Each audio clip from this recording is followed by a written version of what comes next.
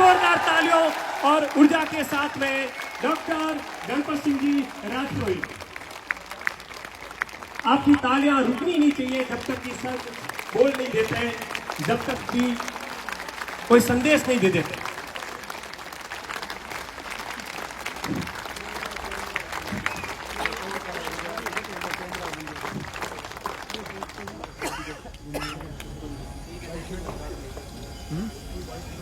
हाँ ठीक है।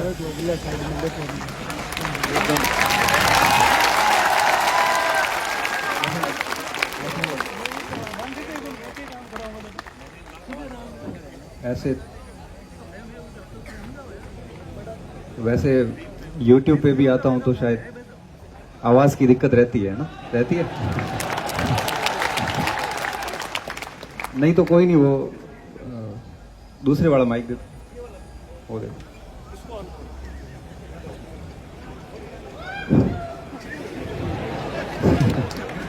ये हेलो हेलो, ये बंद कर दो, साइड कर दो। अच्छा क्या बारी है।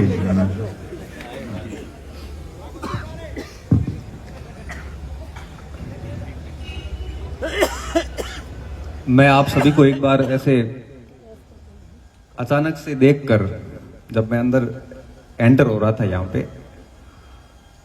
तो थोड़ा सा एकदम नर्वस सा हो गया था। फिर नर्वस होने के बाद में थोड़ा जब आगे बढ़ा, तो उसके बाद मैंने फिर जान बचाने की बस जब कोशिश की तो अंदर के सारे हार्मोन वापस एक्टिव हुए और नर्वसनेस थोड़ी थोड़ी जाती रही। फिर जब मंच पे आया और आप सभी को देखा तो सच कहूं तो थोड़ा सा मैं भावुक हो गया। और फिर जब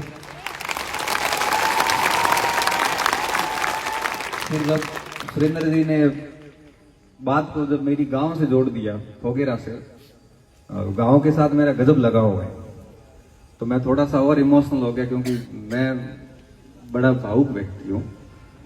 ऐसे व्यक्तित्व में दोनों प्रकार की बातें हैं। एक वो बात शुरू करूं उससे पहले एक वो शेर है, आपने सुना होगा कि सदा दिली ऐसी कि जान दे दो मुस्कुराते मुस्कुराते, और गुरूर ऐसा कि खुदा से भी बात न करूं।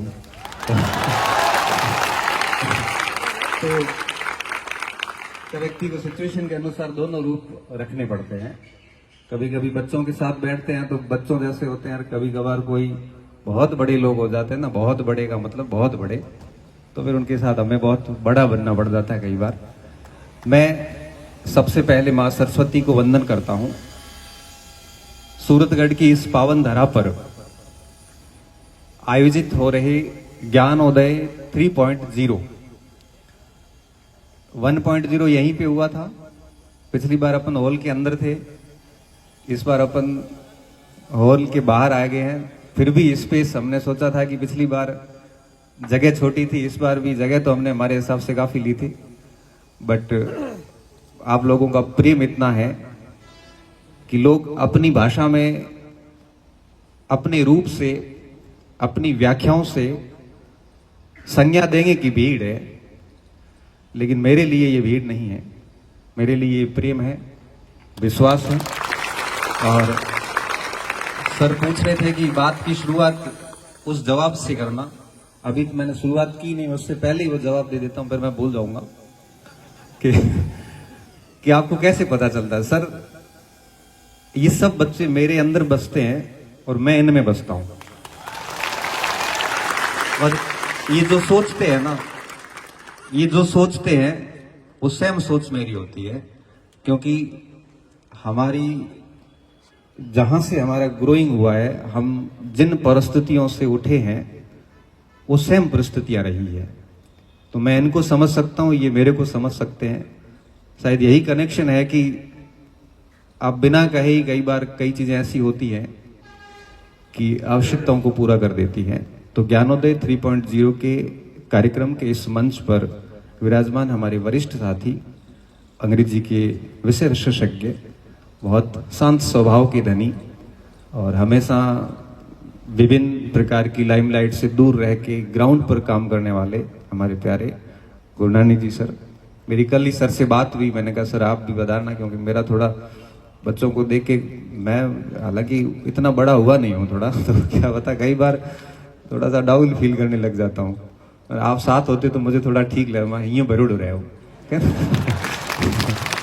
मारवाड़ी में कहते हैं ना कि यूँ भरोड़ रहे हमारा थोड़ा। आपका बहुत धन्यवाद सर कि एक सिंगल कॉल पे आपने कहा ठीक है मैं उपस्थित रहूंगा। साथ में बैठे सुधीर जी, और इसके साथ में पूरी टीम जो है हमारी एग्री हब जेट की, जो बहुत कर्मठ टीम, साथ में हमारी जो बाड़मेर से हम लोग, क्योंकि कई बार संसाधन सीमित हो जाते हैं तो हमें हमारे लोग भी भेजने पड़ते हैं, तो हमारी टीम पूरी, इन सबको ही मैं शुक्रिया करूंगा। उससे पहले मेरे लिए इस पूरे कार्यक्रम का जो मेन केंद्र बिंदु है वो आप सभी है। बिना आपके ये हो ही नहीं सकता, कुछ भी नहीं हो सकता। मैं कल से जब हम रवाना हुए तो इन्होंने शायद 3-4 बजे एक छोटा सा वीडियो बना के भेजा। सुबह नींद तो मुझे भी रात को ठीक से नहीं आई। वीडियो में मैंने इतनी कुर्सियां देखी, मैंने कहा ये नहीं भरी गई तो बड़ा बेइज्जती वाला मैटर है, क्योंकि लोग तो वो खाली वाला वीडियो बनाएंगे मेरे को टेंशन हुई, 3-4 बजे इन्होंने वो टेंशन दे दी। मैंने सुरेंद्र जी से बात की, मैंने कहा सुरेंद्र जी आपको क्या लग रहा है? सुरेंद्र जी अभी तो नींद आ रही है, बाद में देखते हैं सुरेंद्र जी ने कोई बहुत खास रिस्पांस दिया नहीं, तो मैंने सवाई जी से कहा सवाई हमारी पूरी, आप कॉर्नर पे खड़े हैं, पूरा काम मैनेज करने का जिम्मेदारी इनकी है। एक दिन पहले ही आ गए थे बाड़मेर से। आपको कभी रात को 12 बजे भी करंट अफेयर्स की अगर यूट्यूब पे क्लास अपलोड हो रही होती है तो आप कर रहे होते हैं। एप्लीकेशन पे हिस्ट्री की अगर रात को 2 बजे क्लास अपलोड हो रही है तो आप कर रहे होते हैं। आपके कोई भी कंफ्यूजन होते हैं एप्लीकेशन वगैरह पे, या फिर कोई भी फोन कॉल पे, आप कई बार गाड़ियां भी निकाल देते हो तो ये सुन रहे होते हैं तो इनको पूछा, मैंने कहा आपको क्या लग रहा है? तो कि नहीं सर बहुत बढ़िया है और अच्छा रिस्पॉन्स है, बच्चे खूब आएंगे, आप कुर्सियां खाली नहीं रहेगी। मुझे बहुत डर था, सुबह 7-8 बजे तक मैं काफी नर्वस था। मैंने कहा होता क्या है कि देखो इतनी बड़ी व्यवस्थाएं हो और फिर इसमें अगर 200-400 बच्चे बैठे हुए हो तो फिर वो पूरा हॉल खाली सा लगता है। फिर हालांकि हम तो बात कह के चले जाएंगे, लेकिन वो क्या वीडियो बन जाते हैं ना, तो फिर क्या फिर उनको कौन झेलेगा? मेरे से तो क्या है कि काम इतने पड़े हैं कि वो झेलने का इतना समय नहीं मिलता। तो आप सभी पांडाल को देखकर मैं बहुत अभिभूत हूं आपके प्रेम से।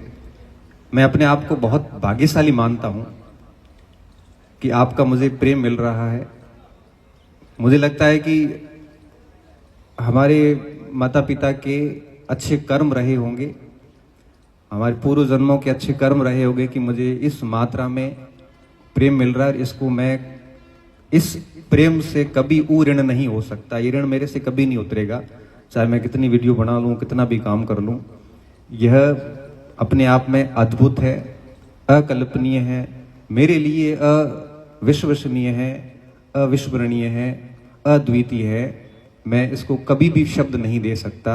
इसलिए मैं आप सभी विद्यार्थियों का और साथ में जो गुरुजन विराजे हैं सूरतगढ़ के इस शिक्षा नगरी से, आप सभी का, लाइब्रेरी, पीजी संचालक, जितने भी जो साथी है, पुस्तक भंडार के जो भी एजुकेशन इंडस्ट्री से जुड़े हुए लोग हैं, आप सभी का मैं हृदय की अंतस्थ गहराइयों से शुक्रिया अदा करता हूं कि बिना आपके ये कुछ भी पॉसिबल नहीं होता। मैं साथ ही शुक्रिया अदा करूंगा पूरी एग्री हब टीम का, राकेश जी के नेतृत्व में। पिछले 10-15 दिन से आपका खूब माथा खाया इन्होंने, कभी टेम्पो चला के, कभी लाइब्रेरी में पोस्टर लेके आके आपको बार बार टॉर्चर किया है आपको कि आपको 27 तारीख को आना है, 27 तारीख को आना है। इन्होंने बहुत समर्पित होकर प्रयास की, मैं आप सभी इनका भी बहुत शुक्रगुजार हूँ।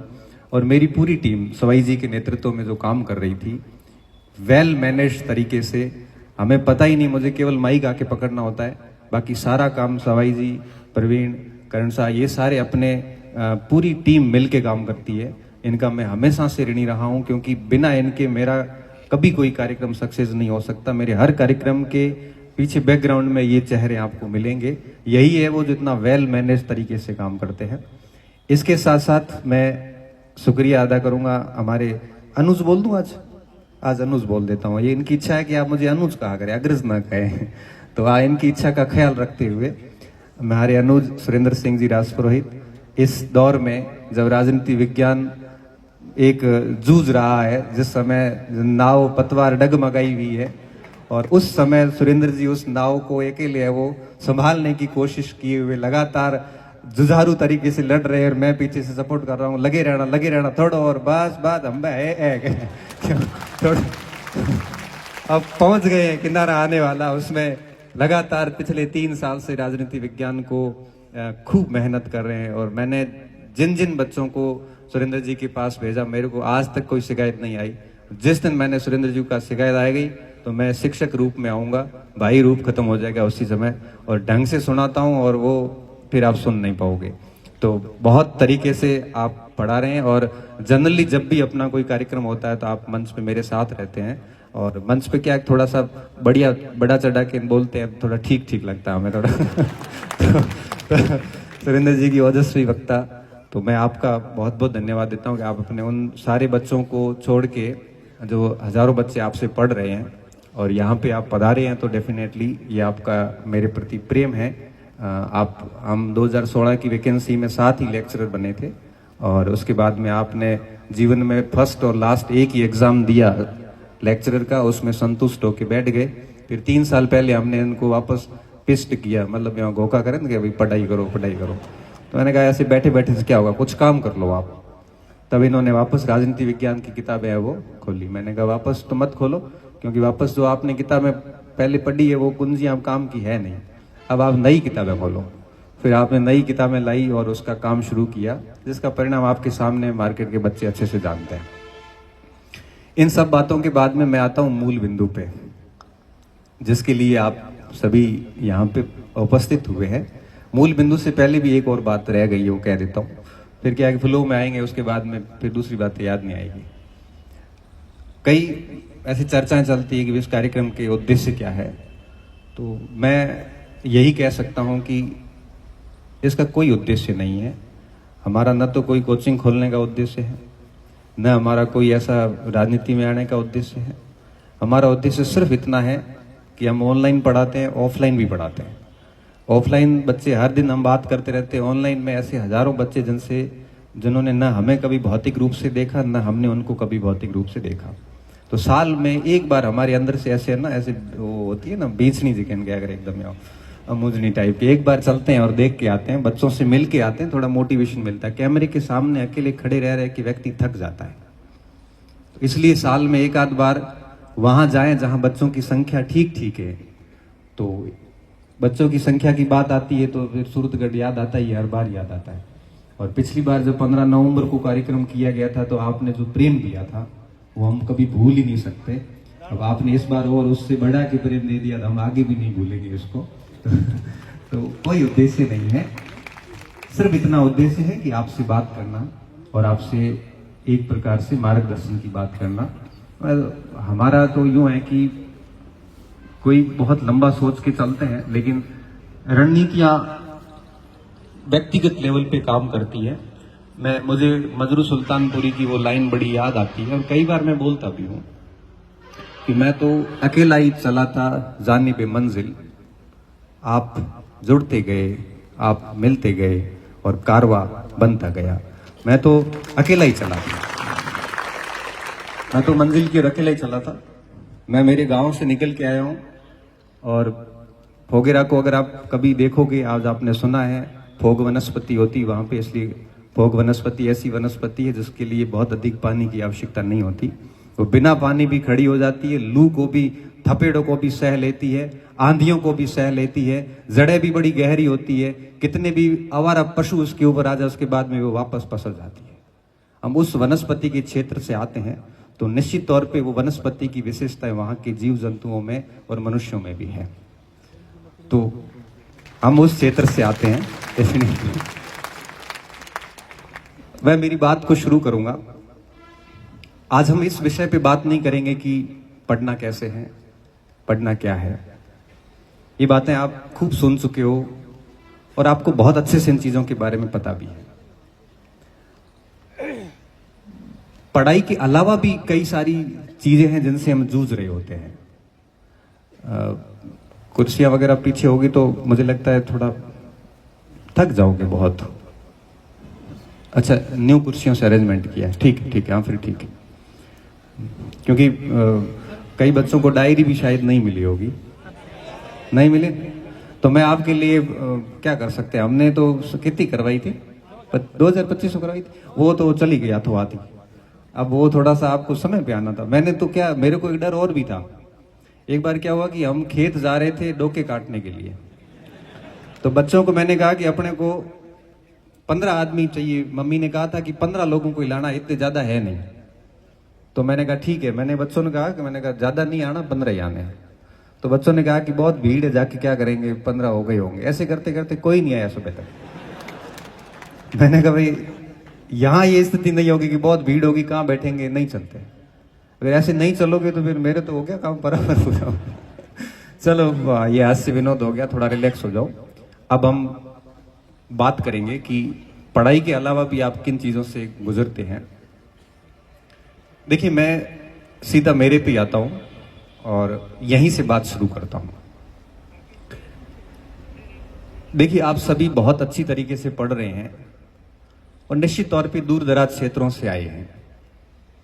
किसी का टारगेट अध्यापक भर्ती परीक्षा है, किसी का सब इंस्पेक्टर है, किसी का राजस्थान प्रशासनिक सेवा है, किसी का व्याख्याता है, किसी का वरिष्ठ अध्यापक है। हर व्यक्ति अपने लक्ष्य के साथ यहां आया हुआ है। कई बच्चे असफल भी हो रहे हैं, कई सफल भी हो रहे हैं, कई आप में से चयनित होते जा रहे हैं। कई बच्चे हैं जो निरंतर असफल भी होते जा रहे हैं। 2-2, 3-3, 4-4 साल हो गए, सफलता मिल नहीं रही है। कुछ मार्क्स से रह रहे हैं, कुछ मार्जिन से पीछे छूट रहे हैं। और इस दौरान वो विभिन्न प्रकार के स्ट्रगल कर रहा होता है वो स्टूडेंट, और वो स्ट्रगल किसी को नहीं दिखता, वो सिर्फ वो व्यक्ति महसूस करता है जिनसे वो गुजर रहा है। मैं यहां पे आपको एक बात बताना चाहूंगा कि देखो, आपका सोचा हुआ कुछ भी नहीं होता। आप कितने भी दिमाग में प्लान बना लो शानदार वाले, ये कर लूंगा वो कर लूंगा, देखो मैं यहां पे जाके नियतिवादी हो जाता हूं। मैं डेस्टिनी को बहुत मानता हूं कि नियति ने जो आपके लिए तय किया वो बड़ा शानदार तय किया है। बस भरोसा इस बात पे रखना है कि हमें हमारी जो कर्तव्य निष्ठा है, हमारी जो पढ़ाई है, हमारी जो अभी इस समय हमारी जो ड्यूटी बनती है, उसके साथ हमें कोई छेड़छाड़ नहीं करनी है। मेहनत कंटिन्यू करते रहना है। बाकी नियति ने आपके लिए बढ़िया व्यवस्था कर रखी है, इस बात में मैं बहुत विश्वास करता हूं। मैं ग्रेजुएशन के जब फाइनल ईयर में था, ठीक ठीक स्तर बना लिया था उस समय, और एक जॉब में सिलेक्शन होता है। फाइनल ईयर की बात है, 2009 की बात है। उस समय सपना बुना कि हम सिविल सर्विसेज की तैयारी करेंगे, सेना में जाएंगे। इन दोनों में से किसी एक को जरूर चुनेंगे, या तो वर्दी पहनेंगे या प्रशासनिक अधिकारी बनेंगे। और नियति ने कुछ और तय कर रखा था। मैं कहता हूं ना, आप सोचते हो उसके अनुसार बहुत कम लोगों के साथ ही होता है। होता वही है जो डेस्टिनी ने आपके लिए व्यवस्थित रूप से लिख रखा है। आप कहां जाने वाले हो आपको नहीं पता। अब मैं दिल्ली पहुंचा सिविल सर्विसेज के लिए, सारी चीजें ठीक चल रही थी, प्री भी पास हो गए, उम्मीद थी मेंस भी कर लेंगे। और उसी समय बीमारी डायग्नोस होती है मेरे, कोलाइटिस में अल्सर था, अभी भी है और आगे भी रहेगा, क्योंकि लाइलाज है। डॉक्टर ने कहा कि 3 टैबलेट के साथ में जिंदगी गुजारनी है। बहुत बुरा सा लगा था, क्योंकि आपका सपना जब आपके सामने मरता है तो आप उसको डाइजेस्ट नहीं कर पाते हो। लेकिन अब जाके मुझे समझ में आता है कि जो हुआ वो ठीक हुआ। अगर वो चीजें उस समय बीमारी की स्थितियां नहीं पैदा होती तो निश्चित तौर पे मैं आज न तो इस जगह खड़ा होता, ना मुझे इतने बच्चों का प्रेम मिल रहा होता। मैं आज जब इन चीजों को देखता हूं, मैं किसी भी शहर जाता हूं, कहीं भी जाता हूं, साथियों से मिलता हूं, और जितना मुझे प्रेम मिलता है ना, उससे मुझे बड़ा अंदर से इतना अभिभूत हो जाता हूं कि अगर उसी समय सेना में या प्रशासन में जाता तो आज मुझे मेरे परिवार के अलावा कोई नहीं जान रहा होता। इन बच्चों का प्रेम मुझे कभी नहीं मिल रहा होता। तो नियति ने क्या तय किया? नियति ने शिक्षा क्षेत्र तय किया और हम प्रशासन के उद्देश्य के साथ निकले और कॉलेज में आके रुके। बात ये थी, इस पूरी बात में निष्कर्ष ये था कि पढ़ाई कभी नहीं छोड़ी, अपनी धुन में मेहनत करते रहे, फेल हुए, पास हुए, फेल भी हुए, पास भी हुए, और दुनिया में ऐसा कोई व्यक्ति नहीं है जो असफल नहीं होता।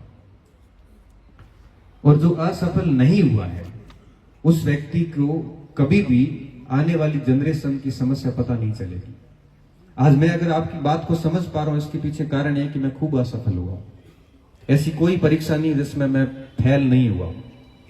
लेकिन बात वापस ये है कि वापस चीजों को शुरू भी हमें ही करना है। इसलिए सबसे पहली बात आप सभी को मैं ये कहूंगा कि बस मेहनत करते जाएं, बाकी नियति पे छोड़ दें। जब आप अंदर से डरने लगते हैं, चिंतित होते हैं कि पता नहीं मेरा क्या होगा, सीट कम है, उस समय वापस मैं ये बात याद दिलाता हूं, ये चिंता और भय आपको खोखला कर देंगे अंदर से। आपकी सोचने से कुछ नहीं होना, बस मेहनत करते जाओ, जो होगा वो आपको मिल के रहेगा। क्योंकि मैंने ऐसे लोग देखे हैं, सिविल सर्विसेज के लिए तैयारी करने गए थे, सिविल सर्विसेज में नहीं हुआ, कोचिंग इंस्टीट्यूट खोले, और राजस्थान का शायद ही कोई तहसील या जिला कार्यालय होगा, नहीं होगा जिसमें उनके पढ़ाए हुए अधिकारी नहीं है, किंग मेकर बन गए। कौन किधर जाने वाला है ये आपको नहीं पता, बस शर्ते मेहनत में दम होना चाहिए। ऐसा नहीं हो कि आपकी तैयारी खराब हो। नियति के भरोसे बैठ नहीं सकते आप, परंतु मेहनत करते जाओ और रिजल्ट को नियति के ऊपर छोड़ सकते हो। जिन्होंने जो प्लानिंग की वो आपको मिल के रहेगी। दूसरी बात, जब ये असफलताएं मिल रही होती है तो एक वर्ग ऐसा भी होता है जो आपको मेंटली हरास भी करता है। वो परिवार के लोग भी हो सकते हैं, वो साथी लोग भी हो सकते हैं, वो समाज भी होता है। और ये केवल आपके साथ नहीं है, ये सबके साथ है। इस सृष्टि में कोई ऐसा व्यक्ति नहीं है जिसके आलोचक नहीं होंगे या जिसको मानसिक रूप से प्रताड़ित करने वाले लोग नहीं होंगे। नौकरी लगने के बाद भी कर लेंगे। चयन के बाद आपको क्या लगता है कि नहीं कहेंगे, कह देंगे ये पेपर लेन पास हुए, फिर क्या करोगे? फिर क्या करोगे? ये वर्ग हर जगह मिलेगा। और ऐसे वर्ग के लिए हम क्या करते हैं? ऐसा नहीं है कि ये केवल आप सुनते हो, हमने भी खूब सुना है, सुनते रहते हैं, कोई फर्क नहीं पड़ता। इसका सबसे बढ़िया जवाब होता है मौन। शांत हो जाओ, संयमित हो जाओ, कुछ नहीं कहना है। मौन में बड़ी ताकत है। मौन आपकी गहराई को बचा कर रखता है। जो व्यक्ति बहुत बोलता है, हर व्यक्ति को जवाब देने की कोशिश करता है, जो खुद को एक्सपोज करता है, उसकी गहराई सबको पता चल जाती है कि कितना गहरा व्यक्ति है। भय उससे लगता है जो शांत रहता है। जो शांत रहता है वो हमेशा आश्चर्य का विषय होता है कि इसमें और कितनी गहराई बाकी है, ये क्या क्या कर सकता है। और ये उस पक्ष के लिए बड़ा घातक होता है, बड़ा फ्रस्ट्रेटिंग होता है कि कुछ बोले ये, ताकि पता तो चले कि इसमें अंदर कितना है। और अगर आप मौन को पकड़ के बैठे हैं तो आप यकीन मानिए कि दुनिया की सारी लोगों के नकाब उतर जाते हैं, सबकी शक्लें आपके सामने आ जाती है और आपको वो लोग कभी जान नहीं पाएंगे। वो ताकत होती है मौन में। इसलिए कहता हूं कि जब भी ऐसी स्थितियां आती है, कोई कटाक्ष करे, कोई मजाक उड़ाए, कोई कमेंट डाले आपके ऊपर, मस्ती से इसको सुन लो, इग्नोर कर दो। अगर आप उन बातों से प्रभावित होकर अपने काम प्रभावित कर रहे हैं, आपकी ऊर्जा अगर उन चीजों में नष्ट हो रही है, मतलब ये है कि जो लोग आपके खिलाफ है वो सफल हो रहे हैं और आप हार रहे हो। इसलिए मैं आप सभी विद्यार्थियों को कहूंगा कि इस जीवन में ये सबसे ज्यादा सुनने को आपको मिलता है। आपके पास छोटी नौकरी है तो बड़ी के लिए ताना मारा जाएगा, नहीं है तो नौकरी के लिए मारा जाएगा। और ये चीजें कई बार मेरे पास बच्चों के मैसेजेस आते हैं ना कि सर मेरे को यह कह दिया, मेरे साथ वाले सेलेक्ट हो गए, मैं दुखी हूं। मैं दुखी क्यों है? थारी लाग जाएगा, दिन गति लाग जाए, मेहनत कर जा। और मेहनत ही नहीं करेगा तो कुछ नहीं होना। ऐसी स्थितियों से निकलने का सबसे बड़ा तरीका होता है शांत होना। तीसरा, जब हम इस स्थितियों से गुजर रहे होते हैं तो कई बार हम कई चीजों का ध्यान नहीं रखते। एक बात हमेशा याद रखना, आप किसी भी जगह जाते हो, आप बाद में पहुंचते हो, आपसे पहले आपका व्यक्तित्व पहुंच जाता है वहां पे। मैं तो 27 तारीख को आया हूं, लेकिन जब पता चला कि मेरा सेमिनार है सूरतगढ़ में, मेरा व्यक्तित्व उसी दिन यहां पे पहुंच गया था, उसी दिन पहुंच गया था। इसलिए व्यक्तित्व जो गति करता है ना, वो आपकी गति से बहुत गुना आगे गति करता है। मैं कहना चाह रहा हूं कि अपनी छवि, अपना व्यक्तित्व इतना बढ़िया बनाइए कि आपके जाने से पहले ही वहां पे माहौल बन जाए कि अच्छा व्यक्ति आने वाला है। और ये व्यक्तित्व की शुरुआत जो होती है ना, वो इस स्टेज से हो जाती है। उस पे काम करिए आप। और व्यक्तित्व बनाने के सिंपल तरीके होते हैं। सबसे बढ़िया तरीका क्या होता है? अच्छे लोगों के साथ रहो। आपके साथ जैसे लोग होंगे, आपकी पर्सनैलिटी वैसी होगी।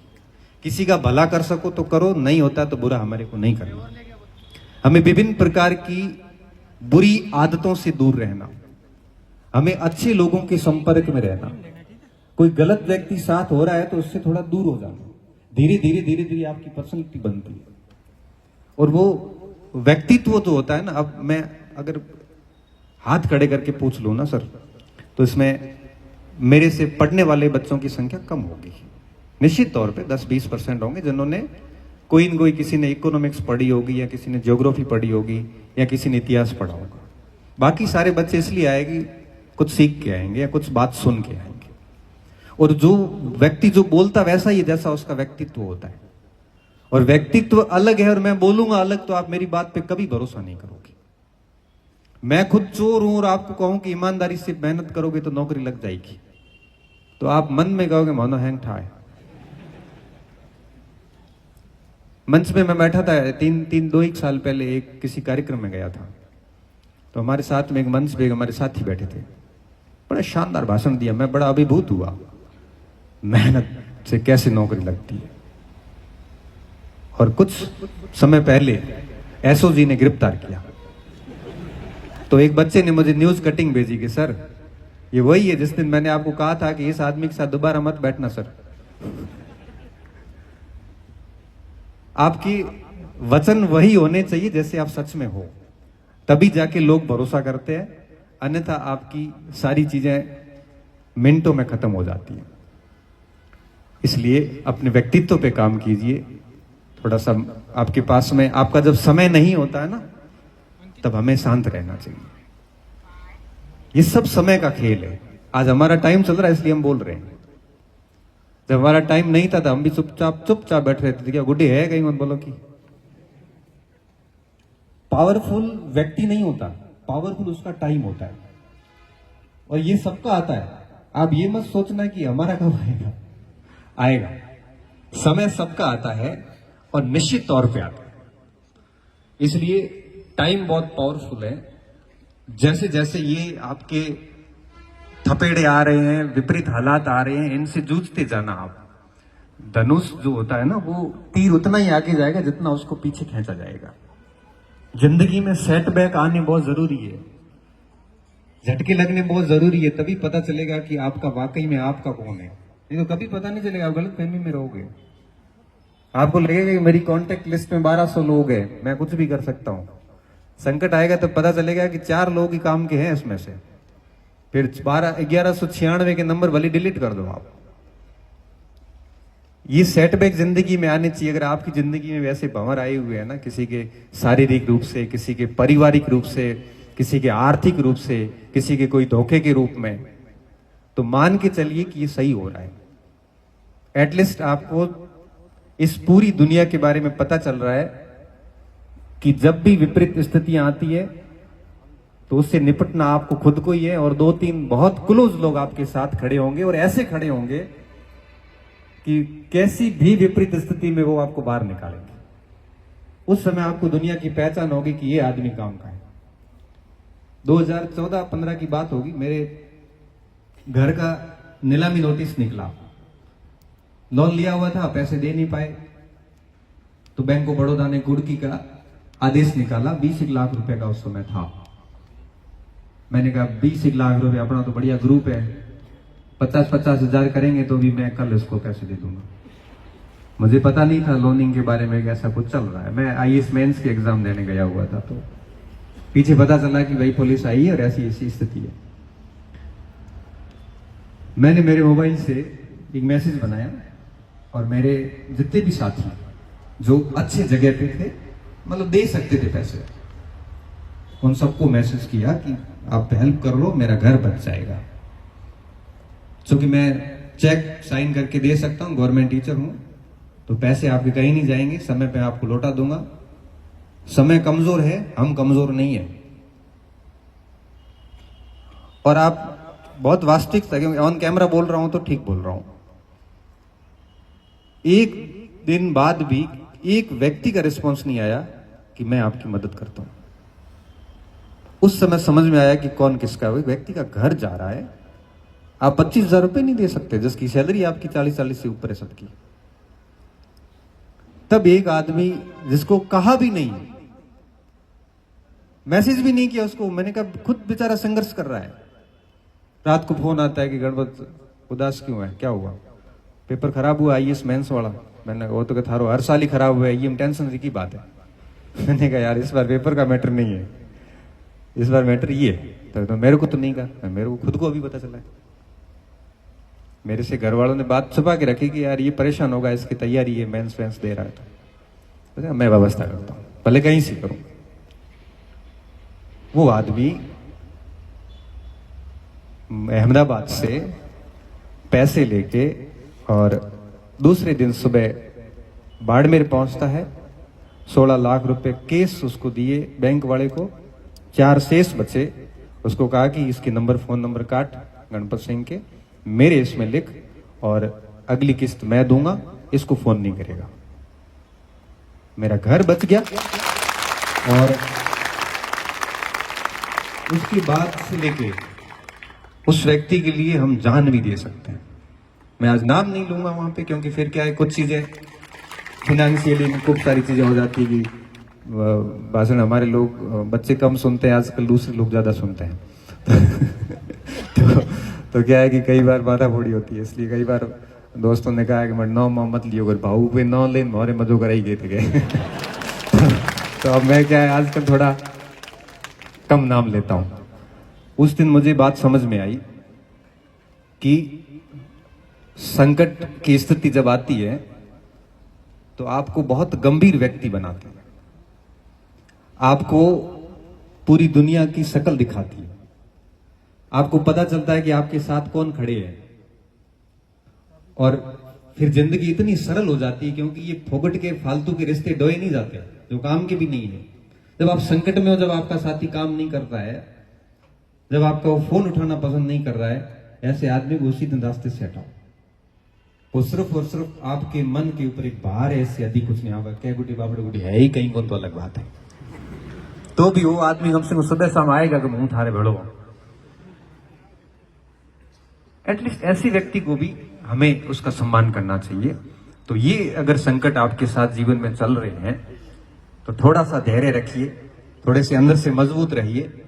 बस आइडेंटिफाई करते जाओ कौन अपना कौन पराया, और समय समय की बात है, वो संकट जाएगा। क्योंकि कुछ प्रश्नों के, कुछ संकटों के हल समय के ऊपर छोड़ दो आप, 100% उसके समाधान होंगे और हुए। ये जो बात बोल रहा हूं तो ये बहुत अनुभव के साथ बोल रहा हूं। ये चीजें हमारे से गुजरी है, क्योंकि मेरी मम्मी भी कई बार मुझे कहती है कि छोटा है लेकिन बहुत बड़ा हो गया बेटा, जो समझ है तेरी बड़ा बना दिया। मैंने कहा ये व्यक्ति कैसा होता है आपको पता है? व्यक्ति कैसा होता है? व्यक्ति वैसा होगा जैसे उसके हालात होते हैं। व्यक्ति हालातों का उत्पाद होता है।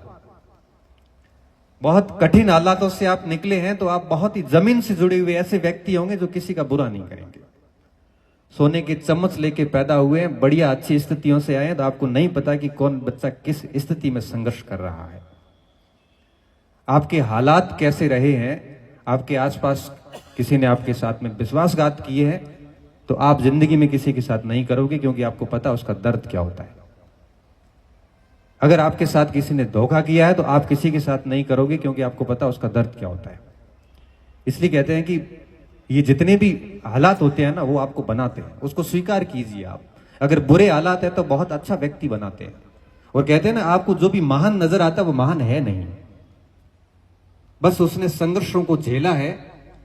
संघर्षों को झेलते झेलते वो इतना स्किल्ड हो गया है कि उसमें हर परेशानी से निकलने की कला है उसमें। उसको पता है कि किन चीजों से बाहर निकलना है, कैसे बाहर निकलना है, इसलिए वो आपको ठीक लग रहा है। तो इसलिए जब भी कभी ऐसी स्थितियां उत्पन्न होती हैं तो आप उसको एक्सेप्ट कीजिए कि ये कहीं ना कहीं आपके व्यक्तित्व को बढ़िया करेगी, ये आपके व्यक्तित्व को कमजोर नहीं करेगी। वो कहते हैं ना कि मेहनत से उठा हूं, मेहनत का दर्द जानता हूं, और आसमान से ज्यादा जमीन की कद्र जानता हूं। छोटे से बड़ा बनना आसान नहीं होता, छोटे से बड़ा बनना आसान नहीं होता। जीवन में कितना जरूरी है सब्र जानता हूं। मेहनत बढ़ी तो किस्मत भी बढ़ चली, मेहनत बढ़ी तो किस्मत भी बढ़ चली, और छालों में छिकी लकीरों का असर जानता हूं। छालों में छिपी लकीरों का असर जानता हूं। पौधा था, नरम था, तो आंधियों को झेल गया। मगरूर दरख्तों के हालात जानता हूं।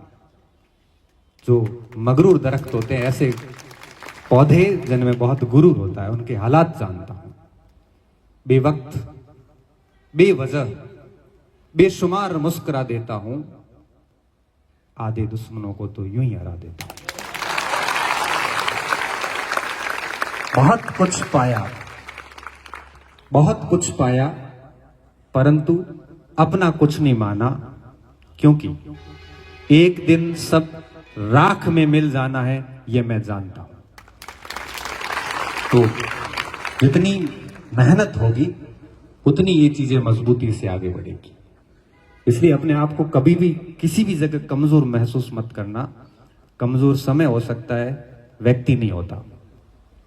कभी भी किसी भी मोड़ पे आपको अगर ये लगे ना कि मैं पिछड़े क्षेत्र से आता हूं, या मेरी शिक्षा दीक्षा है वो राजकीय विद्यालयों में भी है, मेरे परसेंटेज अच्छे नहीं है, मैं ग्रामीण क्षेत्र से आता हूं, मेरा पारिवारिक बैकग्राउंड एजुकेशन का नहीं है, तो मेरी नौकरी कैसे लगेगी।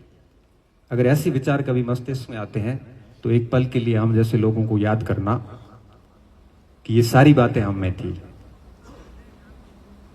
मैं भी गांव से निकला, गवर्नमेंट एजुकेशन हासिल करी है। 6ठी कक्षा में हमारे पहली बार अंग्रेजी आई थी। GS राजपुरी लिखते थे, GANPAT लिखना नहीं आता था।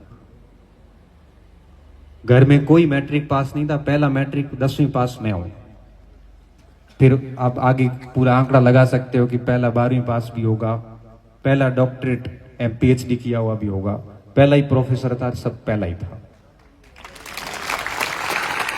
कोई विशिष्ट मार्गदर्शन नहीं, बड़ा परिवार, घर में कोई इनकम के बहुत बड़े सोर्स नहीं थे। हालांकि मैं मेरे माँ बाप को आज भी सबसे अमीर मानता हूं, क्योंकि उन्होंने मेरी जरूरतों को कभी भी ये कह के मैं इनकार पूरा करने से इनकार नहीं किया कि पैसे नहीं है। उन्होंने भले घी बेच के लाए हो, उन्होंने भले फसल बेच के लेके आए हो, उन्होंने 2000 मांगे तो 2100 रुपए दिए। मैं मेरे माता पिता को कभी गरीब नहीं कहता, वो हमेशा अमीर थे मेरे लिए, और आज भी वो अमीर है। मैं चाहता हूं कि आज भी मेरी अगर गाड़ी लेके मैं कहीं निकलूं तो मेरी माँ अगर जब मेरे हाथ में 100 रुपए देती है संभाल के कि खर्ची रहा दिख रहा है, ले थारे 500 रुपया, उस 500 की होड़ ये हमारे 5 लाख नहीं करते। उस 500 को समेट के पर्स में रखता हूं कि माँ ने दिए हैं, और पापा कहते हैं बेटा चाहिए तो पैसे और पड़े हैं।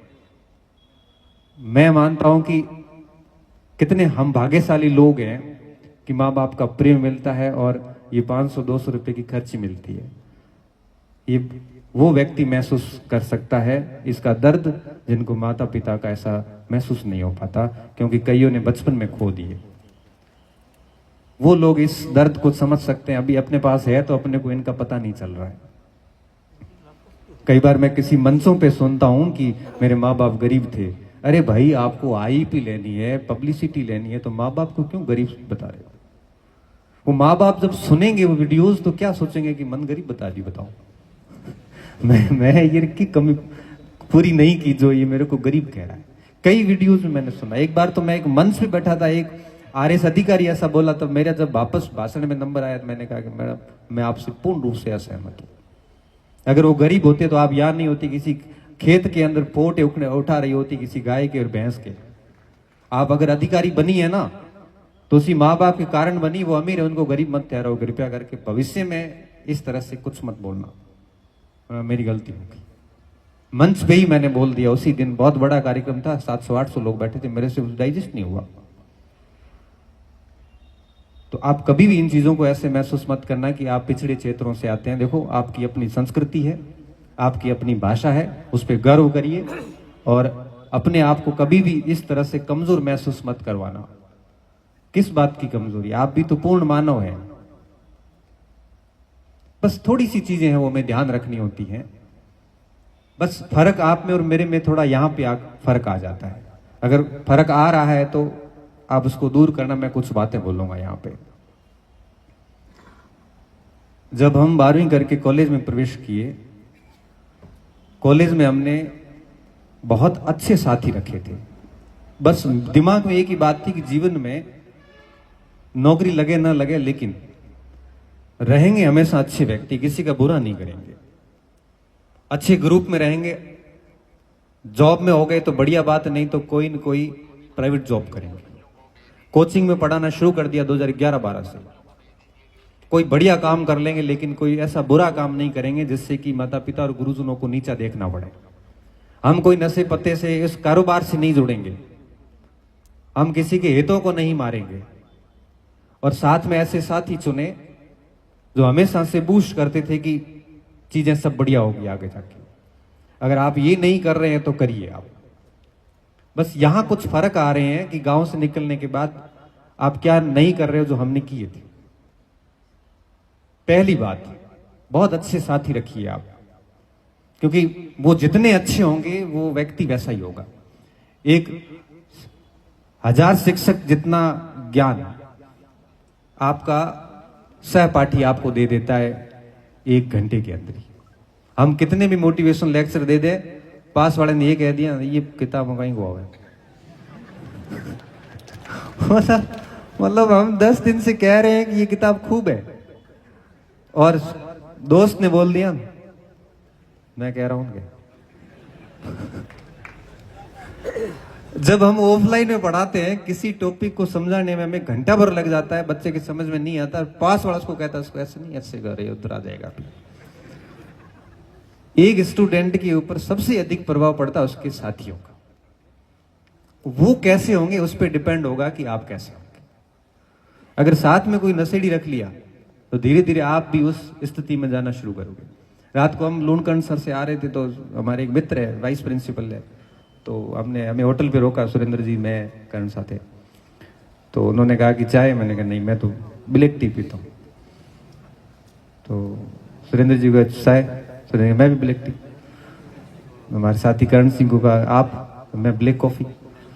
दूध, हम दूध सबने छोड़ दिया है। तुम्हारे मुकेश को पूछा, हमारा ड्राइवर है, आप तो, मैं तो बिल्कुल चाय नहीं पीता तो आप जिनके साथ रहते हो, मैं अगर गाड़ी में चढ़ते ही अगर बोतल खोलूंगा, मतलब कोई भी जूस वगैरह की हो सकती है, तो तय बात है कि मेरे साथ वाले भी यही करेंगे, मेरे साथ वाले भी यही करेंगे। क्योंकि मैं भी फिर तो ये नहीं कह सकता ना कि ये नहीं करना चाहिए आपको, तो वो मेरे सामने देखेंगे। क्लियर सी बात है। देखो, आपको, आप जो बोलते हो आपको पहले व्यवहार में लाना पड़ता है। तो मैंने मेरे जीवन में कभी नशा नहीं किया, तो मैं सीना ठोक के बोलता हूं कि बेटा ये मत करो। अब जो बात हम, इसलिए मैंने कहा ना, व्यक्तित्व की जो बात की थी, पर्सनैलिटी ऐसी बनाओ कि आप जो बोल रहे हो वो आप कम से कम अपने व्यवहार में भी लाओ, तब तो कुछ बात होती है।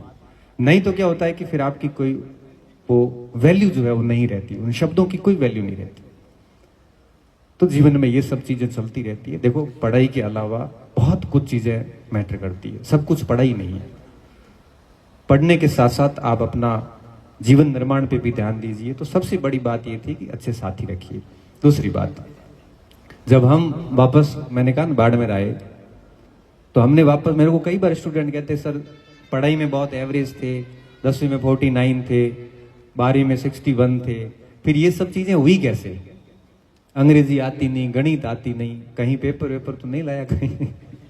मैंने कहा पेपर तो मिला ही नहीं, पैसे नहीं थे, नहीं तो क्या बता वो भी हो जाता। वो कोई बड़ी बात थोड़ी है, वे 2 साल तक पहले तक लाते ही थे, और अभी पता चल रहा है कि कौन कौन लेके गया। और मैंने तो मेरे फेसबुक पे पोस्ट करना ही छोड़ दिया। मेरे एक मित्र है, उनका मैसेज आया कि गुरु आपकी स्ट्राइक रेट 100% है। मैंने क्या हुआ? क्योंकि 6 लोगों की पोस्ट की है, 6 ही अब एसओजी के पास है।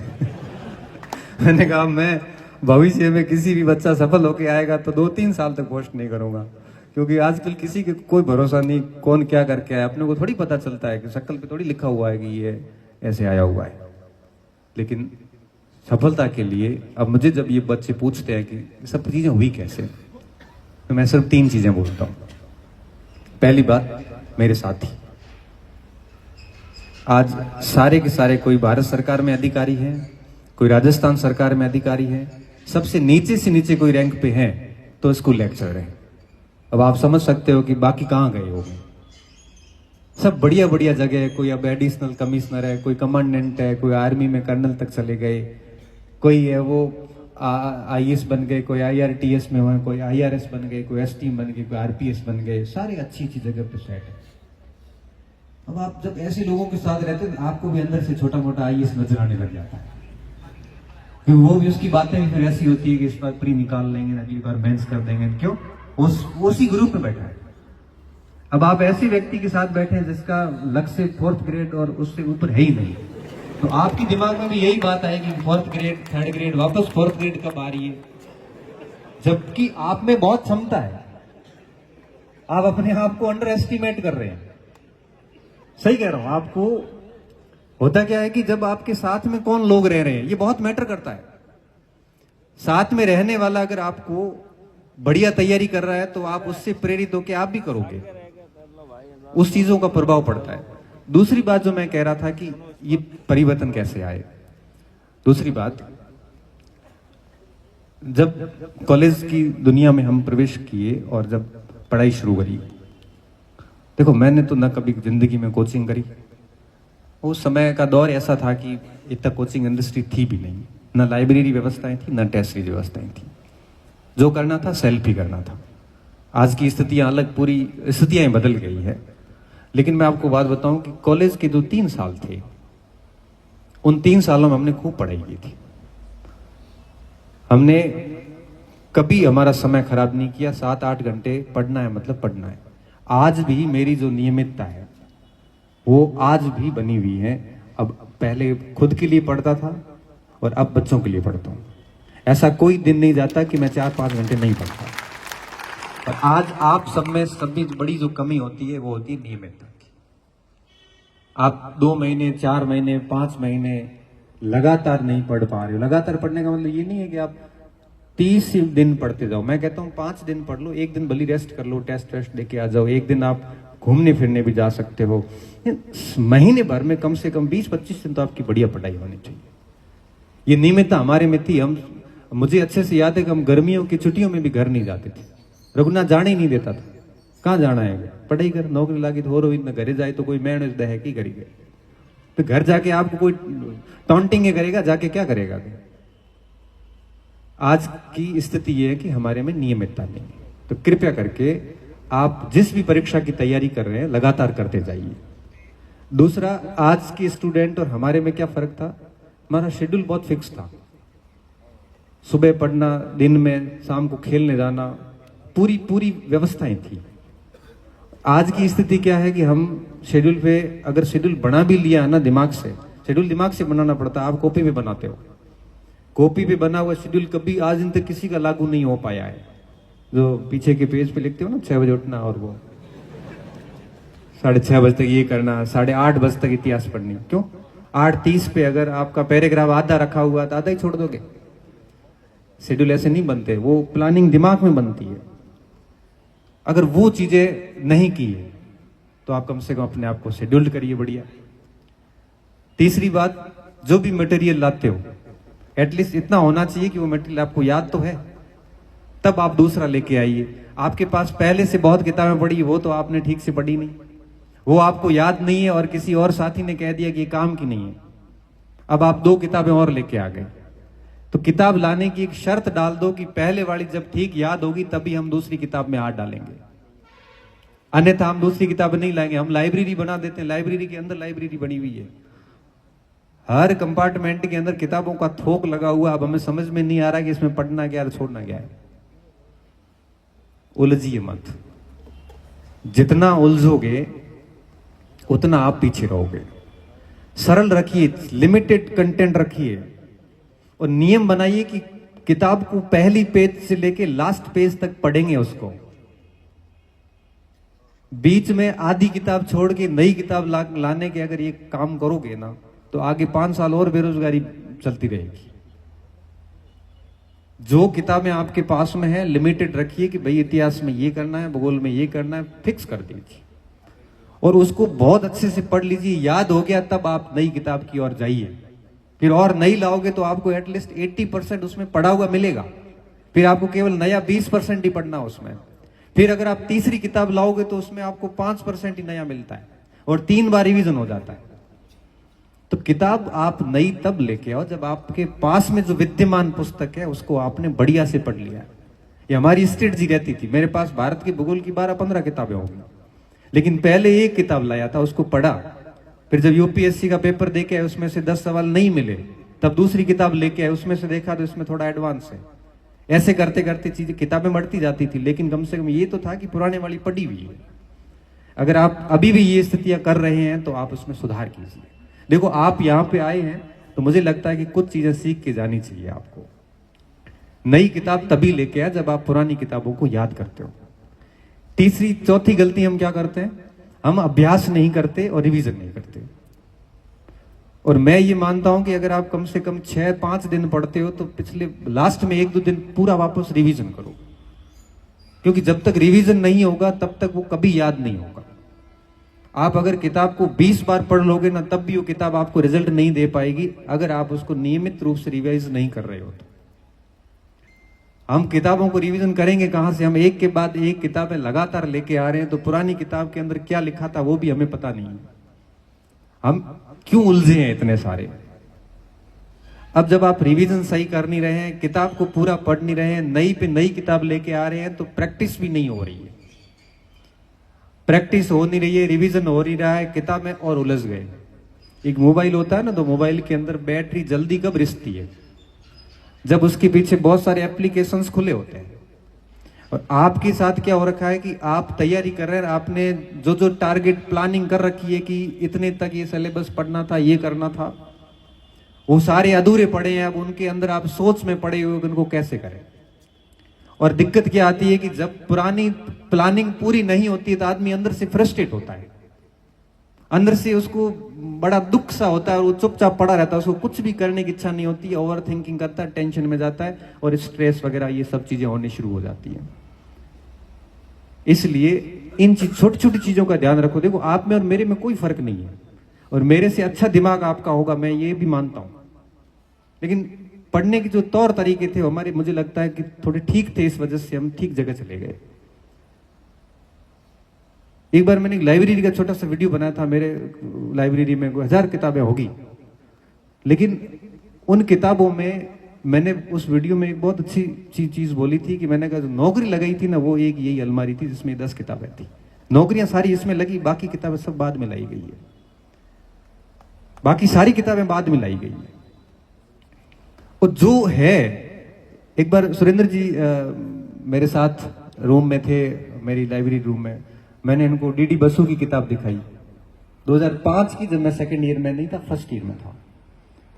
डीडी बसु की किताब के अंदर 3 बार अंडरलाइन किए हुए। सुरेंद्र जी देखो, मैंने ये 2005 में पढ़ी है और 2006 में मैंने ओपी गाबा की पढ़ी है, विचारकों की किताब।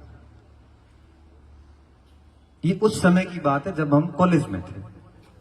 तो किसी भी किताब को अगर आप लाते हो तो एटलीस्ट पूरा पढ़ो, उसको याद करो, उसके बाद आपको लगता है कि अब इस किताब का काम हो गया पक्का, फिर अभ्यास करके फिर आप किसी नए स्रोत पे जा सकते हैं।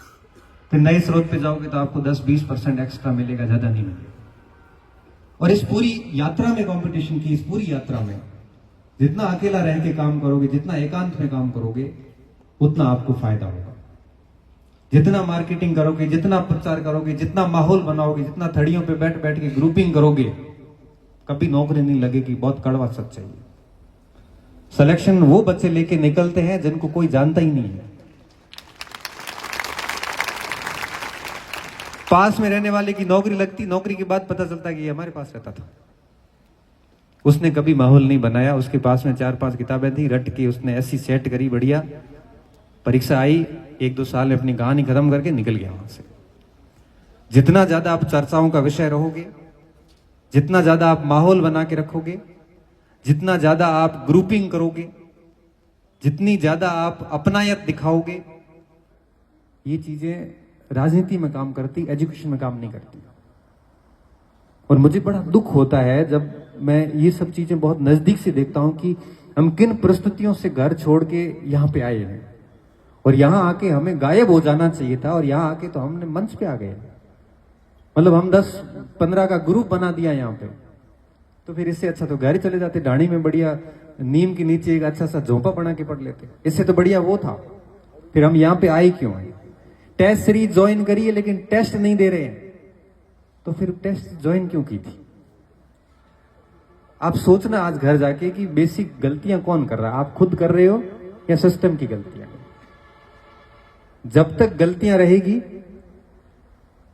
तब तक चयन नहीं होते, और आपकी गलतियां आपको पता नहीं चल पाएगी, लेकिन आपके दोस्त को जरूर पता चलेगी। क्योंकि एक व्यक्ति की गलतियां खुद को कभी नहीं दिखती, दुनिया को दिखती है, और दोस्त उस दुनिया में होता है, तो वो आपको पहचानता है कि ये गलतियां कर रहा है। इसलिए इन चीजों का ध्यान रखें। अगर आप इन चीजों का ध्यान रखते हैं तो आप किस भी क्षेत्र से आते हैं, किस भी पृष्ठभूमि से आते हैं, 2-3 साल में आप बहुत अच्छी जगह चले जाएंगे। अगर आप कंटिन्यूसली गलतियां करते रहोगे, आप सुधार ही नहीं रहे हो खुद को,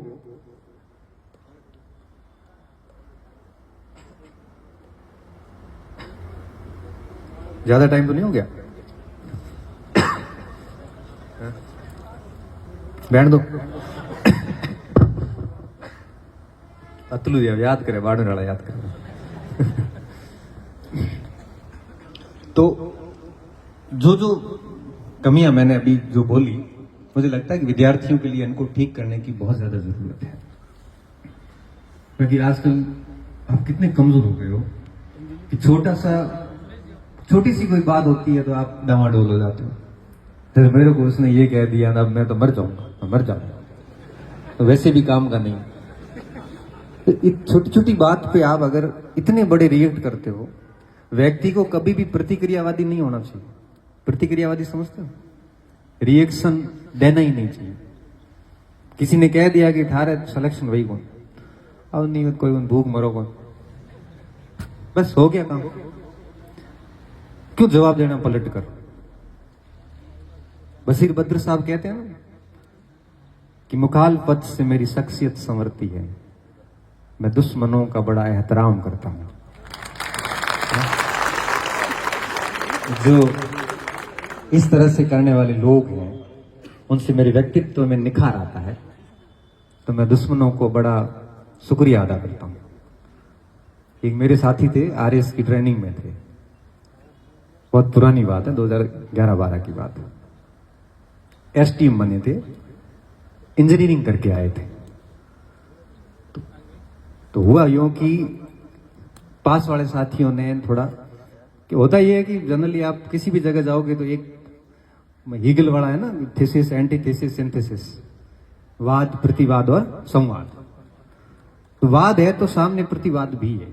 भले आप आरपीएस बन के आरपीए ट्रेनिंग में जाओगे, वहां पे भी आपके सामने एक एंटीथीसिस तो आएगा। तो मजाक मजाक में सही, क्योंकि मजाक मजाक में व्यक्ति गंभीर बात कहता है, मजाक का हवाला देके। सीधा कहने में थोड़ी खतरे है तो कह दिया, तो मजाक करते थे। तो मजाक मजाक में उन्होंने एक बड़ा गंभीर आरोप लगा दिया गलती से हो गए, पता नहीं कैसे एसडीएम बन गए। भाट जी थे, पता नहीं कैसे एसडीएम बना दी, किसने बना दिया गया। आदत होगी कोई थोड़े मोड़े लिख विकर लेने की आदत थी, ऐसी कुछ कह दिया कि सब्जेक्ट के बेस पे सिलेक्शन हो गया। उस समय 2 सब्जेक्ट होते थे, उनको बात बड़ी चुभी अंदर से। चुभने के बाद ये बात फिर उन्होंने हमें बताई और उन्होंने इंटरव्यू में भी बोली। चुभने के बाद उन्होंने कहा कि ठीक है, मैं ऐसा ही है तो विषय चेंज करता हूं और अब आईएएस में अलग विषय के साथ दूंगा। आरएस के 2 विषय छोड़ दिए, आईएएस का फॉर्म डाला, तैयारी शुरू थी, पहले कर रहे होंगे। सब्जेक्ट दोनों ही चेंज किए इंजीनियरिंग के लिए। और वेरी फर्स्ट अटेम्प्ट के अंदर रैंक मुझे एग्जैक्टली याद नहीं है, 67 थी या 76 थी, ऐसी कुछ थी। वेरी फर्स्ट अटेम्प्ट के अंदर बंदा आईएएस बना। आईएएस बनने के बाद में पत्रकार है। वो ट्रेनिंग अभी एसडीएम की पूरी हुई नहीं थी, उससे पहले ही उसका सिविल सर्विस सिलेक्शन हो गया। अभी वो आईएएस है। अब कैडर नाम लूंगा तो उनको पता चल जाएगा। तो पत्रकारों ने पूछा कि भाई पत्रकार आ जाते जनरली, पहले तो, आजकल तो खूब बनते हैं, पहले तो कम सिलेक्शन होते थे कि आप अपनी सफलता का श्रेय वगैरह, तो सफलता का श्रेय इन साथियों को ही दूंगा। मैं तो मेरे चुपचाप खा पी के बैठा था, मौज कर रहा था, तभी किसी ने ये कह दिया, हमारे तो खटकी बात के, और बात खटक जाती है। मैंने तो ईगो पी लिया उसको, और फिर मैंने सारे मौज मस्तियां छोड़ दी, वापस मैं ढंग से पढ़ा, नंबर आ गया। बाकी इस सफलता में मेरे माता पिता, मेरे गुरुजनों का बहुत बड़ा योगदान है नहीं। ये सफलता सिर्फ मेरे इन साथियों की वजह से आई है जिन्होंने ये कुछ ऐसी चीजें हुई और मेरा वो सिलेक्शन हो गया। तो कई बार क्या होता है कि आपको निखारने में आपके ऐसे साथियों का बहुत बड़ा रोल होता है, तो उनको हमेशा अपने आसपास रखिए ताकि पता चलता जाएगा कि आप में क्या कमी है या क्या हो सकती है भविष्य में। तो इस तरह से कभी भी रिएक्ट, प्रतिक्रियावादी नहीं करना चाहिए। तो मैं कह रहा था हम इतने कमजोर हो गए हैं कि छोटी छोटी बात को हम दिल पे ले लेते हैं। थोड़ा सा गहरा व्यक्तित्व बनिए, अपना व्यक्तित्व थोड़ा गंभीर बनाइए कि हर कोई आपकी हैसियत का, हर कोई आपकी गहराई का अंदाजा नहीं लगाए। हर व्यक्ति आपकी गहराई का अगर अंदाजा लगा पा रहा है ना, इसका मतलब ये है कि आपको कोई सीरियस नहीं लेगा भाई, सीधी सीधी बात है। जीवन में सीरियस वही व्यक्ति लिए जाते हैं जिनके व्यक्ति तो बड़े गहरे हैं, बहुत रिजर्व रहे हुए हैं, पता नहीं कि और इसमें कितने तीर पड़े हैं, इनके तुनीर में कितने रखे हुए शेष हैं। तो बहुत मेहनत कीजिए और कोशिशें कभी भी व्यर्थ नहीं जाती। ये हम उन रास्तों से गुजरे हैं तो हमें पता है। अभी आपको लग रहा होगा कि नौकरी मुश्किल है, पता नहीं कैसे होगा। जिस दिन लगेगी उस दिन आपको लगेगा कि इतना मुश्किल कुछ था नहीं। वो पंक्तियां है ना कि कोशिश कर हल निकलेगा, आज नहीं तो कल निकलेगा। अर्जुन के तीर सा सत्य, मरुस्थल से भी जल निकलेगा। तो अर्जुन से तीर सा सदना तो पड़ेगा ना मरुस्थल से जल निकालने के लिए। खाद डाल, पानी दे, बंजर भूमि से भी फल निकलेगा। हिम्मत रख, आग जला के रख, फौलाद का भी बल निकलेगा। कोशिश कर, हल निकलेगा, आज नहीं तो कल निकलेगा। उम्मीदें जिंदा रख, उम्मीदें जिंदा रख, मेहनत कर, गरल के सागर से भी गंगा जल निकलेगा। गरल यानी जहर, गरल के सागर से भी गंगा जल निकलेगा। बैठना मत, काम करता जा, मेहनत करता जा, हिम्मत जुटाता जा। आज जो ठहरा ठहरा है, कल वो चल निकलेगा, कल वो चल निकलेगा। तो इस समय निश्चित तौर पे आप सभी संघर्ष की स्थिति में हैं। खूब मेहनत कीजिए, अपने व्यक्तित्व पे काम कीजिए, थोड़े से गहरे व्यक्तित्व बनिए, बहुत अधिक बोलने की आदत को थोड़ा कम कीजिए। कुछ लोगों के सामने अधिक बोलिए, कुछ लोगों के सामने, क्योंकि आज की स्थिति ये है कि आप कहीं पर भी बैठ के कुछ भी बोलोगे, उसको बहुत जूम करके 10 जगह पहुंचाया जाएगा। भरोसेमंद लोगों की कमी आ गई है। इसलिए अपनी जुबान पे नियंत्रण रखो, कम से कम बोलो, क्योंकि ये चीजें भी आजकल जरूरी हो गई है। आप क्या बोलते हो, कहीं बैठे हो बातें कर रहे हो, फिर वो बात तीसरी जगह पहुंचाई जाती है, फिर उसको फोन आता है, थारे टेंशन में 10 दिन बढ़ाई गई। तो बेटा उल्टा उल्टा लकड़ के तीर क्यों लेना, शांत रहो, बिल्कुल शांत। ये काम करने थोड़ी आए यहाँ पे सूरतगढ़ में, वो यहाँ कहो वे बंदा यहाँ कहो देख ली तो की देख ली भाई। आप इन चीजों में भी फंसे हैं। ये चीजें आपको दिख नहीं रही है, मुझे दिखती है। इसलिए हमेशा ध्यान रखें, जुबान पे नियंत्रण रखें, हर जगह नहीं बोले, हर जगह अपनी व्यथा मत बताओ। समाधान नहीं है उनके पास में, उनके पास केवल उड़ाने के लिए मजाक है। जाने के बाद वापस आप मुड़ोगे नहीं, उससे जस्ट पीछे शुरू हो जाएंगे। कितने भोले लोगों की किसके सामने समस्या बता के आया है, तो खुद समाधान करो ना। ऐसी कौन सी समस्या जिसका समाधान आपके पास नहीं है, और नहीं हो रहा है समाधान तो शांत हो जाओ, समय के साथ अपने आप हो जाएगा। कुछ चीजों का इलाज टाइम करता है, आप नहीं कर सकते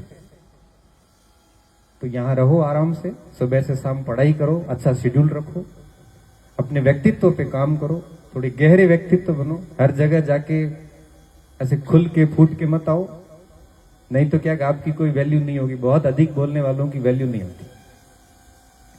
बोलिए उपयुक्त मंच पे, उपयुक्त स्थान पे और उपयुक्त जगह पे, उपयुक्त लोगों के सामने बात रखिए।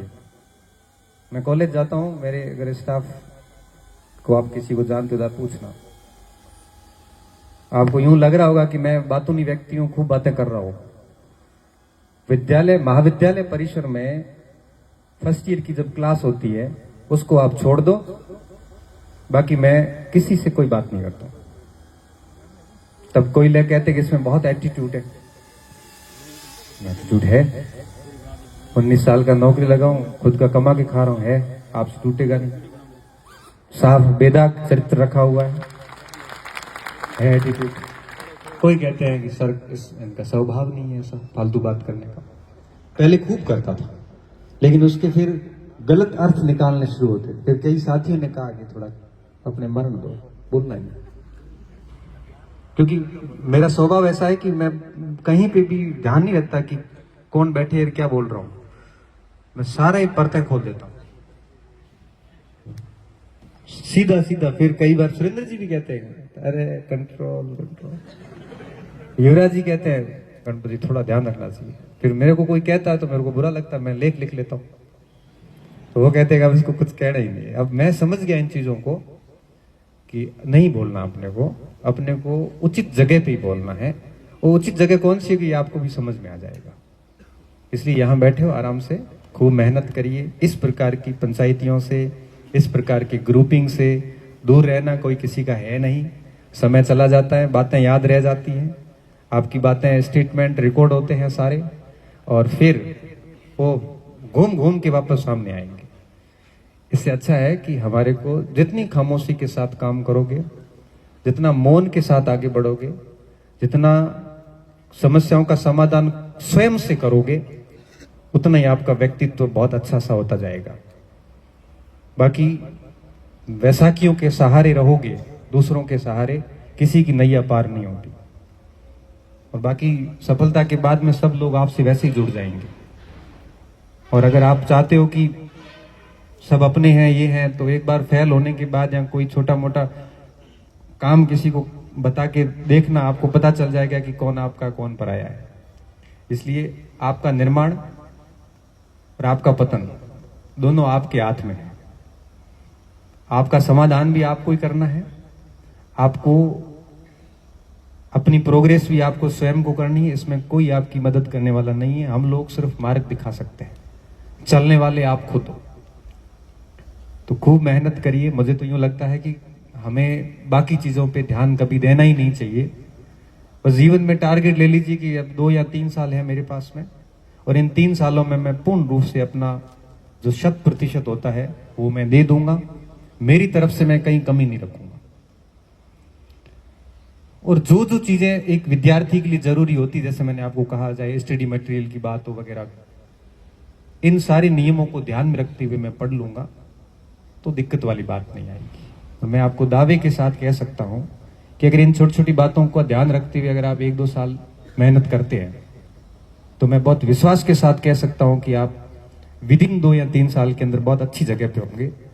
और मां सरस्वती कभी अपना ऋण नहीं रखती। ये बात केवल बोलने के लिए नहीं है, ये बात केवल बोलने के लिए नहीं है, ये बात सच में सिद्ध होती है। और सिद्ध होने के बाद बच्चे आके कहते हैं सर ये बात आपकी बहुत सही थी।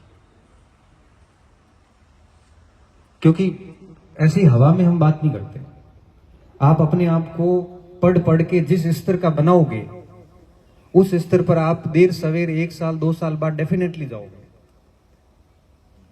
तो अपने आप को बनाने पे फोकस कीजिए, क्योंकि जितना अपने को बनाओगे ना उतनी उस जगह पे आप स्वतः ही चले जाओगे।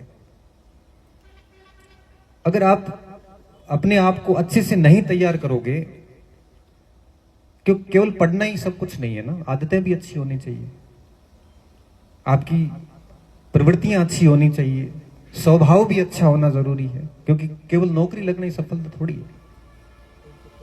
और नौकरी तो नहीं भी लगते हैं तो वो और अच्छी जिंदगी जीते हैं आपसे। मैं और बताऊं नौकरी करने वालों से, नौकरी में तो और भी गुलामी रहती है, सुबह से शाम तक अधिकारी का डंडा भी रहता है। और हम यहाँ भाषण दे रहे हैं, अब भी नोटिस आएगा 1-2 के कोचिंग कैसे पढ़ाया आएगा, मुझे पता है क्यों, क्योंकि वो उसमें बहुत सारी गुलामियां हैं, बहुत सारी जकड़न है।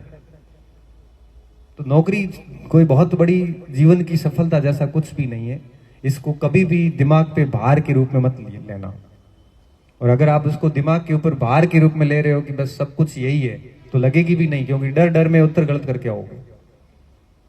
और ये सारा माहौल सेट किया जाता है कि परीक्षा नहीं पास हुए तो ये हो जाएगा, कुछ भी नहीं होगा। परीक्षा है, परीक्षा के हिसाब से लो, उसको बहुत ज्यादा सीरियस लेने की आवश्यकता नहीं है, बहुत ज्यादा डरने की आवश्यकता नहीं। हाँ, मेहनत करते जाओ और जो बहुत सारी सहूलियतें हैं आपको पास में, जो सुविधाएं हैं, उन सुविधाओं का अच्छे से उपयोग करोगे तो ज्यादा बेहतर रहेगा। क्योंकि कई बार क्या होता है कि सहूलियतें आपको अपाहिज बना देती है। अगर सहूलियतें आपको अपाहिज बना रही है तो छोड़ दो। अगर रास्ते आपको